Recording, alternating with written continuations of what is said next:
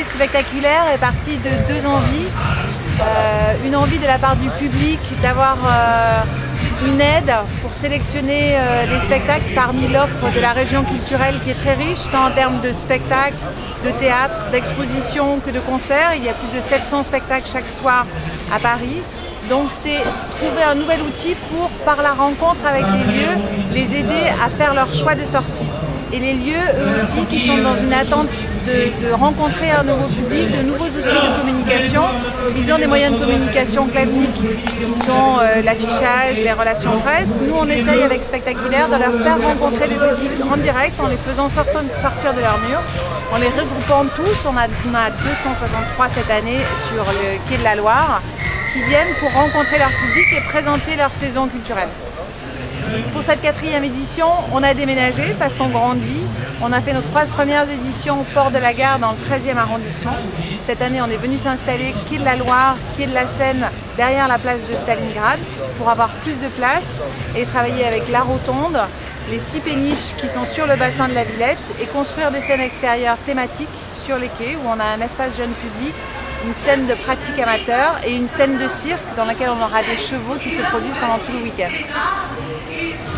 Le principe de Spectaculaire, c'est qu'un participant est dans un village qui lui correspond, où il a un stand dans lequel il reçoit le public, et d'une façon plus originale, il se met en scène sous forme d'un extrait de spectacle qu'il donne. Donc c'est un atelier pour enfants, un concert ou un extrait de théâtre sur une des 12 scènes qu'on a aménagées pendant la manifestation.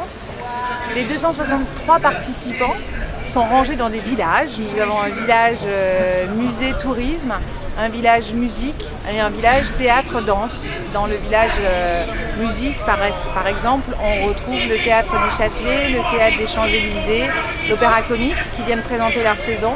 Dans le village théâtre, nous avons des petits théâtres comme des grands qui sont là, à côté de tous les départements d'Île-de-France qui viennent aussi pour présenter leur offre culturelle de sortie pour pouvoir organiser un week-end en Île-de-France autour de la thématique de la culture.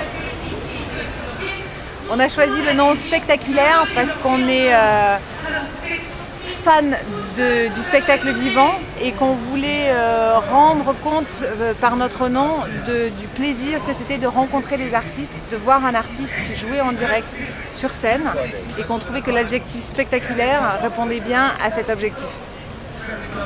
Pour les prochaines années, on espère toujours plus d'exposants. Chaque exposant qui vient revient l'année d'après, donc on grandit de plus en plus et on espère avoir de plus en plus de participants pour représenter au mieux l'offre de sortie en Île-de-France.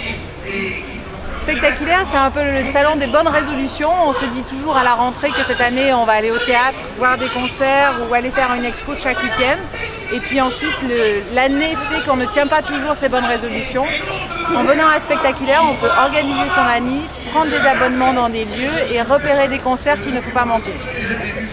Je suis passé ici pour voilà, parce que je m'intéresse à tout ce qui est culturel. Ça me fait plaisir qu'il y ait autant d'animations sur place.